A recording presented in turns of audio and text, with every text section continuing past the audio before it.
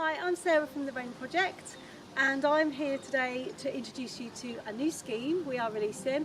Really exciting one where all residents can get involved who live in our catchments. It's a way to encourage everyone to do their bit with regards to flooding, and we're going to help you do that. We are going to be supplying residents with all the kit they need to make their own rain garden in their own residential garden. Here we have a collection of the type of plants you would receive from us, and we're going to show you what to do with them next. Hi, we're here at Triss's farm today to plant our first rain garden. And Triss, how do you think this will benefit your garden? Yeah, well, I think one of the great things about this is that you're utilising water that would otherwise, be wasted and just run off and into the storm drains to create a really great little space. And this is essentially a dead spot in the garden, and we just thought we'd utilise it for, something a little bit better. It makes perfect sense to utilise the water that we'd otherwise be wasting. We're taking water that would normally run off from the roof. We're capturing that and using it to create this great little space. And the beauty of this is anyone can do this. You can have a tiny little space like this, or you can have a massive area. It's all the only limitation is the amount of roof space that you have and the amount of water it's creating.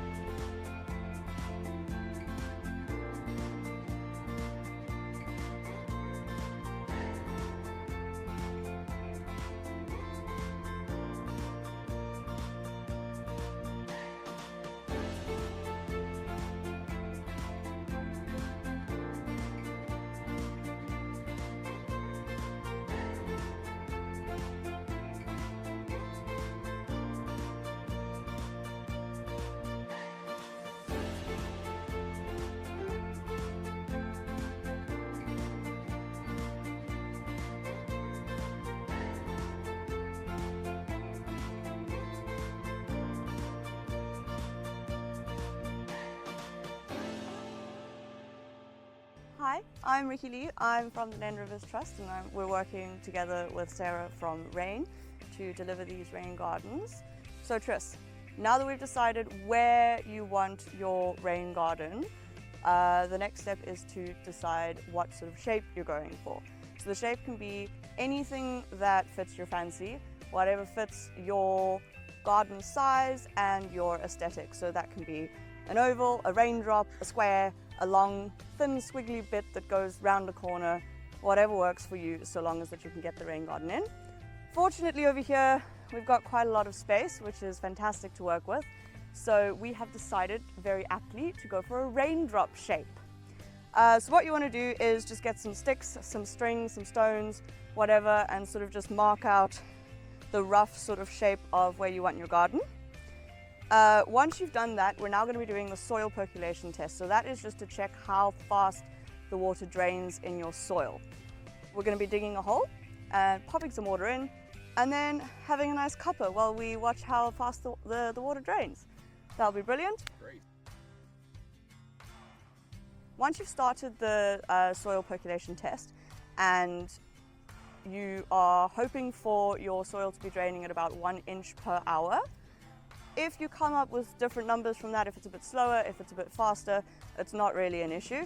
1 inch per hour is sort of the benchmark. If it's much slower, the main thing to remember is it's not really a hindrance. The workaround for that is just to dig your rain garden a little bit deeper.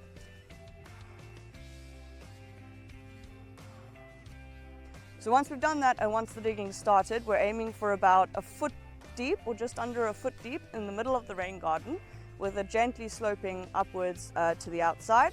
We're going to be saving all the soil that we dig out to build a little bund around the sides of the rain garden to ensure that it holds all the water in, and most importantly to make sure that all the sides are level so that your water is not just running everywhere.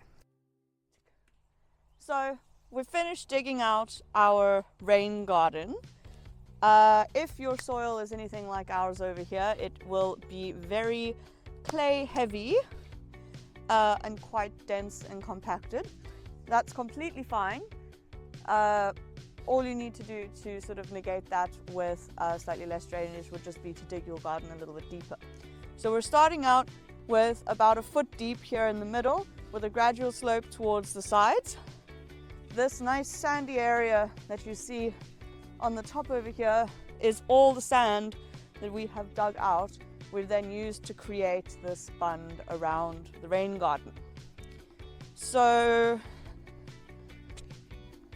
this area here is where our inlet will be. So we will be attaching another pipe to the downspout of the gutter system, and that will be entering the rain garden over here, hence why we've left a little gap in the bund. The bunds are a little bit higher on this side just to make sure that they're level across the garden. And then we've also left a little gap over here, as this is where our outlet is going to be. So the water is going to come in, pool, feed the plants, hang out, and then any excess water will be directed out this way down through to the drainage area, which is fortunately already in the garden. Our bunds are rather large. One thing that you can do to make them more appealing, both visually for yourself and also for biodiversity, is to seed them with wildflower seeds. Really brilliant, attracts nice little pollinators, butterflies, songbirds, that sort of thing, which is really lovely for the garden. So now that we've dug everything out, it does look a little bit messy. The next step is going to be to pour in some topsoil and compost and that sort of thing to just create a nice bed for the plants. Once that's down, we will be bringing in the plants and sort of putting them more or less where we want them to go, so planning out the garden. Okie dokie, so we have now filled our rain garden with some topsoil and some decorative mini bark. The big hard work has now been done. All the digging, all the bund making, and now the fun part begins. We are going to be laying out our plants, more or less where we want to plant them. You want to go for about between 5 to 7 plants per square meter. Okay, so we have set our rain garden out now with all the plants. What you need to aim for is the water-loving, slightly boggy plants to be in the middle, and then gradually going out so that the plants that like a bit more of a dry, free draining soil will be on the edges. We've gone with our rain garden for quite a traditional garden planted, so you'll recognise a lot of these plants we've got here today. One of my favourites is the beautiful blue geranium. This one's called Roseanne, not Johnson's Blue, but Johnson's Blue will be just as good and easier to get hold of. This will crawl about and it will be a lovely ground cover. I'll get much bigger, so that's a beautiful one. We've gone for bulb-wise, we've gone for some Crocosmia for a bit of late summer colour, which these will just be on fire on evenings in autumn, so that's why we've gone for that one. In the middle we've gone for more marginal plants. Here we have the beautifully recognisable yellow flag irises. They're going to look stunning.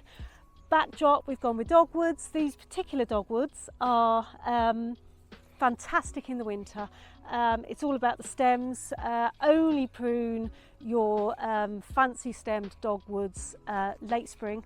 Leave them to do their stuff in the winter.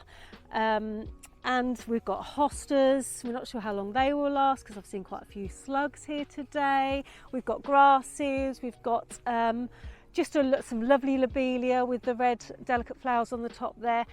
You can really choose what flowers you like and what suit your garden. We've gone for all flowers that don't mind direct sunlight, whereas a lot of rain gardens, because they'll be closer to properties, you would go for more sort of partial shade plants. So we're excited to get them in the ground now. We have got a collection of stones right at the entrance to the garden. That is to stop the soil eroding, and just the water will run through it nicely before it reaches all our plants.